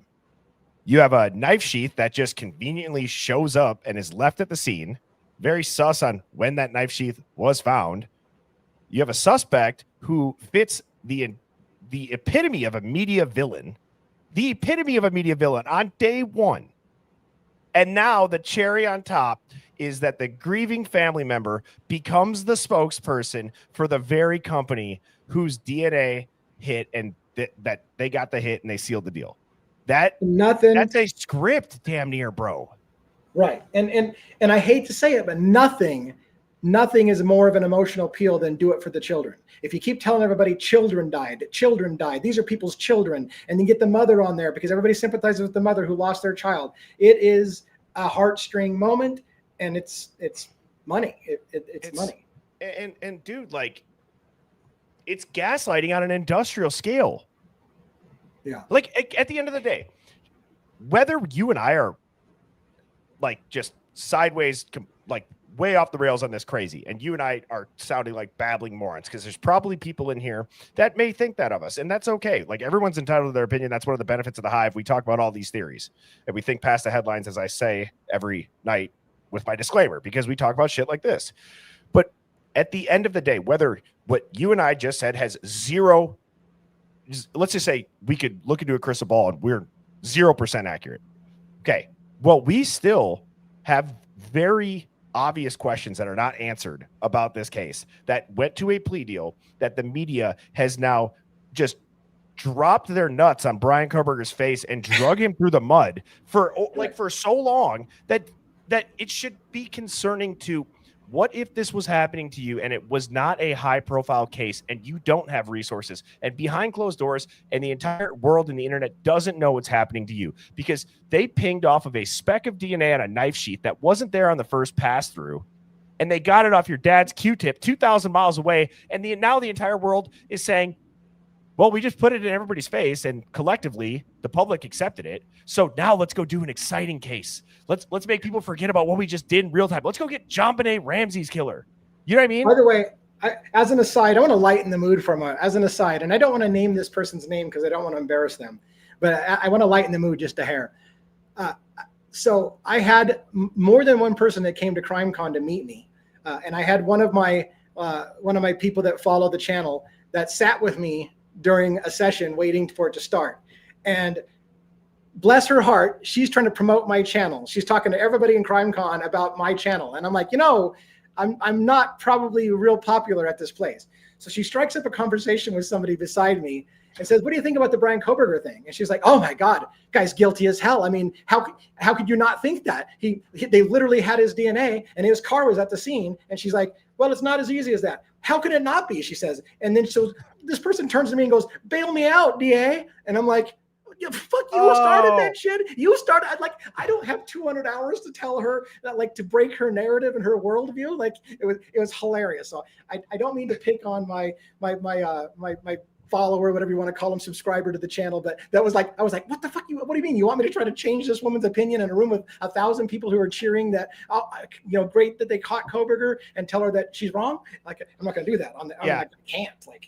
It's like when we were talking earlier, I said, it needs to have, if I would have gone there, I needed an auctioneer sign. You know how they're when you raise it and you want to up whatever you're about to pay when they're auctioning something off.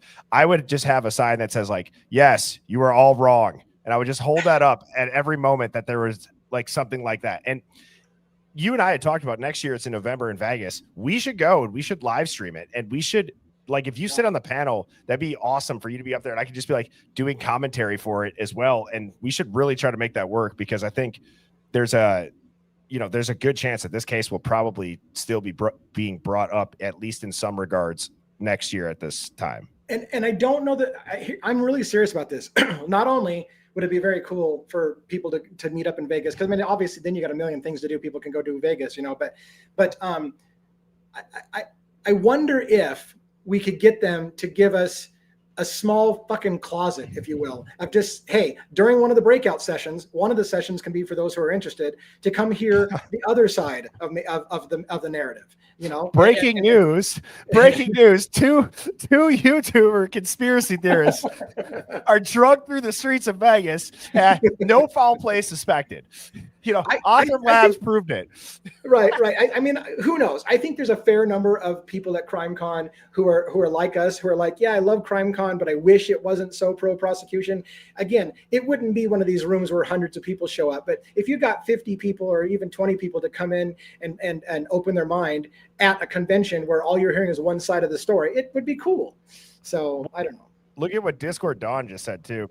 In Discord, someone said one of the Gonzalez kids got a scholarship from the Othram Company. Might need to look into that. I will shit a golden chicken if it comes out that one of them had a scholarship for that. I heard that too. I've heard that. Oh my God. Well, DA, that was a great discussion. Speaking of AI, my tinfoil hat conspiracy of the day, this is terrifying. And I'm not sure how familiar you are with AI image generation. Yeah. But every now and again, it glitches out, and there seems to be this pattern where it shows humans that look like this, like with the eyes that are really wide-eyed. And this is terribly concerning. It's actually one of the trippiest things that since I've streamed and I start finishing with the tinfoil hat conspiracy today.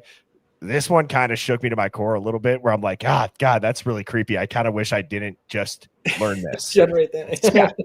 So it says a glitch in AI art could be the same as a render error, but in the base of our reality. And so what does that mean? It means AI art models are not creating from nothing. They're pulling from massive data sets, images, text, hidden pattern recognitions. So when they glitch and they're showing distorted faces, it's argued, along with other like impossible limbs or symbols that don't match the prompt. People have theorized that is not just bad math. It's actually leaking, like a leakage from realities our brains are not wired to see, that AI has picked up on these patterns. So if we are in a simulation, then AI would just be a mirror of that code. So when it over and over and over across multiple different AI image generators, not just one, this theory is that when it shows a human with the wide saucer eyes, that is what the quote simulation would see us as looking like. But we are not going to be looking that way in obviously in real life. So the creepiest angle is that these entities are reoccurring. Like that to me is trippy, that across multiple prompts, nothing to do with people, these entities will show up in images. Yeah. That's wild. Where are they pulling that from? Yeah. Where are they pulling that from? And it's like, are we in a simulation? I have no idea. But DA, I want you to give your quick closing thoughts on what is it that you think, like, knowing what we know now seeing all the things with Othram, I sometimes struggle with, like, are we ever able to figure out who committed this atrocity? And does figuring out that crime, does it even free Brian Koberger at this point? Is freeing Brian Koberger, like, if it's an impossible thing and they're never going to let it happen, you want to talk a bigger operation where they're going to Epstein him in prison, like, what really would be the fire alarm that you'd want to pull it on? I have my answer, and that is you should not have a tragedy allow people to emotionally palate and overreach on very clear American rights, at least in America. I know we have people outside the Hive, or outside of America in the Hive, and then rub it in your face to profit after you just shamed everybody for only really trying to find the truth, because there was very clear and obvious holes in this narrative and evidence and the court docs and all the weird coincidences that don't seem to have an answer. Yeah. I wanted to add one thing I forgot that I wanted to mention. Early on we talked about the extra blood on the back of the knife sheath, and I want to point out something I would love for people to do, and it'll never happen. And that should, in my mind, give you a clue about something's wrong in this case. And here it is. The rumors about Kopacka have been out for years. People lose their mind when you bring it up, which should be a red flag number one. Why are everybody so afraid to ask a question? There's a lot of reasons to believe that, but yet people lose their mind when you ask a question. Now, follow me out with this logic. During the alternate, and I'll try to be brief on the soapbox. In Idaho, there's a less standard for putting somebody on trial for murder than there is for bringing in an alternative suspect. You just have to have some evidence that it's the right guy to put them on trial for murder. But to have an alternate perp, you must prove that the alternate perp actually was there directly related to the crime.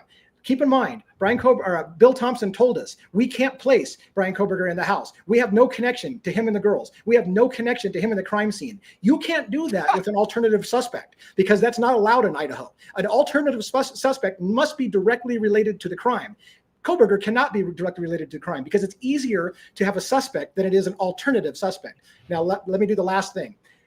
The reason why the alternative suspects were laughed out by Hitler was because they took the four main suspects. One of them was Showalter, one of them was Jack DeCoeur, one of them was Cole Brandenburger or whatever, and one of them was, I don't remember who the fucking fourth one was. But the point being is they had four alternative suspects, and he laughed the whole thing out in part because we know the killer arrived in a car and those people were within walking distance. Let's set that for aside. What they did do, though, is they DNA tested those 4 people. They got buccal swabs from every single one of the alternative suspects, and they tested it against the blood on the back of the knife sheath.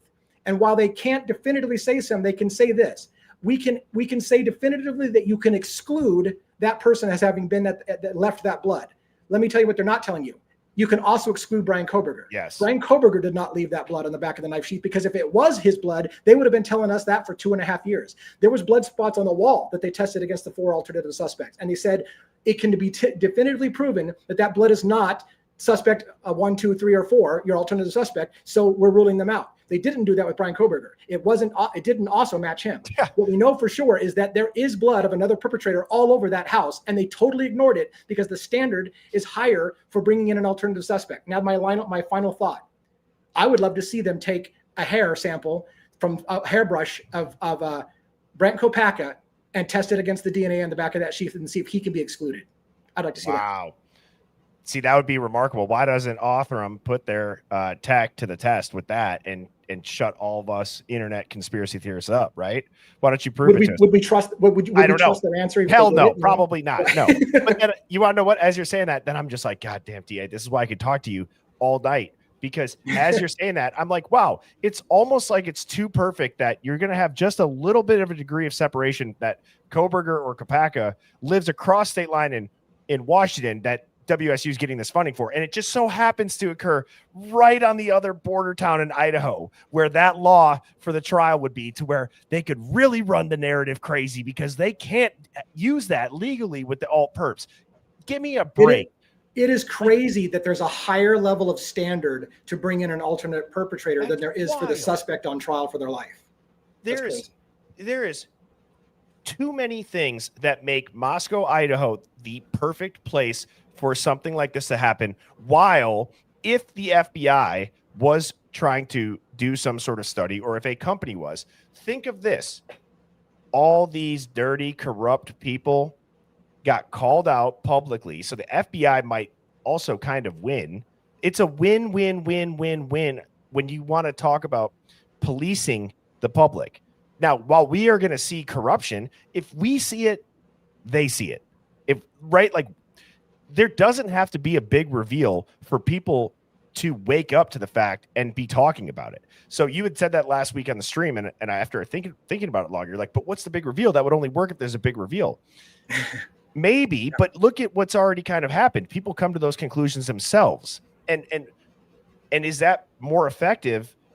Obviously, we would all like them to come out and be like, hey, everybody, okay, if you did shed tears, or if you really thought that any of this was real, it wasn't. We wanted to run a predictive policing AI study on the American public to see how much bullshit we could spoon feed you. Unfortunately, you all failed terribly worse than any projected charts ever said that the public might fail. And so it's like, we award you no points, and may God have mercy on your souls. Like, I love that line.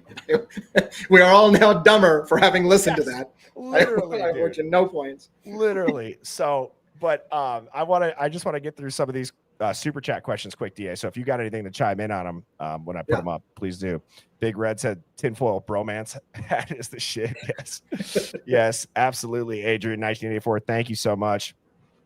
Shizzo 47 says, I cannot believe she's the CEO of the company that got BK's ancestor DNA. This is absolutely crazy. Gets weirder by the day. Yeah. Well, she married David. I mean, that's a husband and wife team. David was the big guy. She was into the same field, but they got married and did that company together. So right. That's also like, oh God. See, I'm gonna bite my tongue on that one. 4 says, ever wonder why the defense or their expert haven't talked? I do wonder in general. Would there be something if a defense attorney tried to come to Brian's defense? Do you think there would be something where an attorney that's wanting to, go take up his appeal, rather, right, or try to say he was wrongfully convicted? Is it a stretch to think that a law firm that would probably take that on is going to be a larger entity that probably has worked in some regards with the FBI, to where the FBI, if they told them, hey, we understand you want to seriously investigate this case. However, this is an ongoing investigation. We are looking into X, Y, and Z. So now you have to sign an NDA before you walk out of this office. So we're going to frame you with the same DNA we just framed this guy with. Like, right. I don't think it's a stretch. They would know to keep their mouths shut, you know? Yeah. And so Linda, thank you so much. And Mama Tata, that's what we were just saying. Yes, the 23andMe and all that is just, it's crazy. And Blue Eyed Candy says, I can't help but question the Golden State Killer being convicted after decades by the same method. He was an old man convicted. Well, and didn't refresh my memory on this. I could look it up, but for the sake of time and just conversation, didn't they get it? Didn't the DNA get swabbed off like an exposed sidewalk that they went back and looked to like where this crime had been, and they swiped that and they said there was like trace amounts from decades. It was the most crazy shit ever, wasn't it? Yeah, I can't remember. But does anybody know? Yeah. I was while they, if you get that answer, interrupt me. I was gonna tell you something before. Holy shit! Did I already forget it? Yeah, no, I didn't forget it. There was ringers, by the way. I meant to say. I said a little bit. There was ringers in the audience that said, "This is crazy." Hey, there's ringers. They literally get done, and the first question from the audience is, "How can we get out more Othram labs across the country so that police departments can get this everywhere?" I'm glad you asked. Petition your senator. Ask him to give us funding. Get this though. Here's the one that drove me nuts. A lady got up and she said, I just want everybody to know that you can voluntarily put your DNA into the databases. So I recommend everybody go get your DNA into the databases. And I was like, oh my God, I can hear the sheep bleeding now. Let's put our DNA into the system so you can get us and put us at any crime scene in America you want. It was fucking crazy. I see. Maybe that headline of YouTube conspiracy theorists drug through the street of after Crime Con, because I would have lost my mind. I'd be like, no, don't do it. That like an angry protester, like getting, torn out of the thing. Like, don't do it. It doesn't matter if you think you were part Viking or you want to know your lineage. They're going to use it against you. These people are demons. Right. Right. Yeah. I don't know, dude. But yeah, I'd love that you called that out, because that's something from back in the day when I was selling for a certain company with certain products. There would be plants and planted questions very openly talked about on the company side. And then you'd go to a trade show, and after a speaker, it's like, if it's a little bit quiet or if you want to gear it, that person's kind of activated. It's not a stretch. It's normal. It's just like, it's very normal to have a spokesperson paid for by a company where they're not coming straight out and saying, this is the product I use, or these people are paying me to use the product. Rather, this product has gotten me really great results. And if you know somebody that's a customer of yours, you're of course going to want to empower them to go out and give the live review of how good your company is. So it's not what we're saying is shady that Othram would do this. From a 40,000 foot view, they're not the only company that's done it. What I'm trying to say. All I can say is I'm a bit of a conspiracy theorist, and this is where I go with it. And I know some people say that's fucking crazy, but if law enforcement will break the law to get a bad guy, because they're all about convictions, and believe me, I can make a strong argument about that's all they're about, is making a conviction. If that's what they do, then I would never want to give them my DNA. So if they decide I might be the guy, they can be like, we already got Lee's DNA. We'll just stick it at the crime scene and we've got him. So if I voluntarily give them my DNA, how do you know that doesn't just end up where they need you to be? Because, well, I'm pretty sure it's him. I'll just make sure there's a little bit of DNA at that scene. And what jury is going to even know? Because you know what? 95% of the things get plead out anyways, and they'll never see how that data. And even if they did see it, the jury is baffled by science. They'll be like, whatever. If you say it's his DNA, it's got to be his DNA. Yes, so. And that's like, you want to know what else? We had talked prior to the right after the tinfoil hat of the conspiracy today, that I said, what would be like the overarching thing that's like, sound the alarm on it, that sound the alarm on this. If we can't, quote, get Koberger out of prison, what would it be?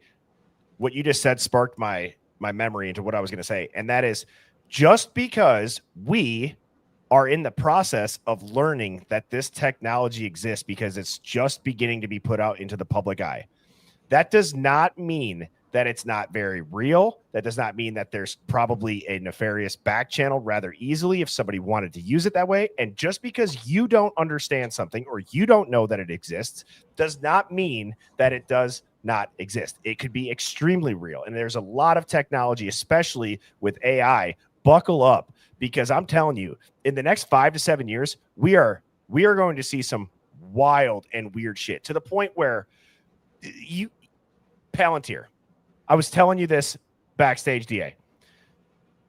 Palantir, the company that makes autonomous drones for wars, they're about to surveil our entire country and spy on their citizens. Their CEO is also giving a 4-part series on the Antichrist. Okay. And I was listening to the Rogan episode, and the guy saying this goes, he couldn't say it was like, yes, I own Palantir, and we make autonomous drones for warfare overseas, and we're going to have a predictive policing surveillance that probably is going to end up overstepping America's rights. But I also have recently gotten into this hobby of telling everybody about the Antichrist. You could have said tennis. You could have said fucking pickleball. It's the Antichrist. Are you joking me? Like, why are the alarms not going off all around us here? Like, yeah. Oh, it's my crazy. God. It's crazy, man. It's crazy. So, I mean, these people are like, I hate to say it. It doesn't mean I don't know any of them. You don't know any of them, but it sounds rather psychotic. It's like, how do you get somebody that just also happens to be their passion in their free time is the Antichrist? And who's one of the most powerful people and companies out of the come up right now ever? Like, do I want that guy running drones over the cities of America? If you were watching a movie, you would probably think to yourself at one point, like, that guy, I bet he's the fucking bad guy. Like, that guy, is he the Antichrist?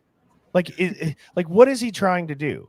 Because, so, nonetheless, DA, that was an awesome stream, brother. Thank you for popping up here. That is wild shit from CrimeCon, and I'm stoked that you were able to share it here in the Hive with everybody. To everybody that did give a super chat, thank you so much. I go live every weeknight at 7 p.m. Central. On Mondays, Devil's Advocates is a guest each week, which is always a blast. So if you guys like this, please hit the subscribe button, press the thumbs up on your way out, and I hope that everybody has a great night's sleep and goes out and crushes their day tomorrow. DA, any closing thoughts? Just if you had gone to CrimeCon, you could have got one of these cool hats, and then you could have supported the new movement in America. But anyways, no, I got nothing. Thank you for letting me come on from Ogden, Utah, halfway home. I'm looking forward to finishing my drive off. Oh, by the way, last thing. Okay. We got John Ray supposedly going on with his questions and answers, and we haven't teased this at all. So I don't know how we forgot about that. Fuck. It's because I've been at CrimeCon and I forgot. I'm like, oh my God, I'm going to get back and literally. Now, to be fair, Bertie, I reached out to John Ray, and they haven't reached back to confirm that he's going to be there. So I'm kind of on hold the day before or 2 days before we're supposed to go live with them. So I guess we'll figure it out in the next 24 hours. Yeah, and so just so everybody's aware, for the folks that are in here, so DA has talked about how he interviewed John Ray. In a pre-recorded interview. So our plan was to go we're going to go watch the premiere in and on Devil's Advocates channel. However, DA is working to get John Ray then at 7 p.m. or whatever the time is afterwards to get John Ray, DA, and myself this Wednesday to do a live Q&A after what we had just watched in the interview. And that is in regards to the Long Island serial killer now, or I guess formerly known as that, but it was formerly known as a Gilgo Beach. Now it's known as Lisk. Yep. Lisk. Yeah. So, it's gonna be amazing. The premiere is worth watching. Bertie and I will have great questions for John. It will be really, really cool if we can pull it off. John does have, by the way, 2 murder things going on right now that he's doing. So his schedule is big. So I think we can pull it off, but I hope we do, because it's going to be awesome. Yeah, that'd be epic. So if not, I should do the questions and answers anyways on that, whether John can show up or not. But yeah, well, let's plan on that, and I'll post about it, Hive, in the Discord, and I'll also post about it too on YouTube and whatnot. But nonetheless, Hive, you guys rock. Best chat on the internet. I'm I'm claiming the #1 contrarian thinking live stream on the internet. Don't know if that statistic exists. It will exist in our minds because you guys rock. And DA, you also are the man. I look forward to chatting with you each Monday night. So thank you for your time. And with that, Hive, I will see you all tomorrow at 7 Central. Cheers. Later. Thanks, DA. Birds flying high, you know how I feel. Sun in the sky, you know how I feel. Breeze drifting on by, you know how I feel. It's a new dawn, it's a new day, it's a new life.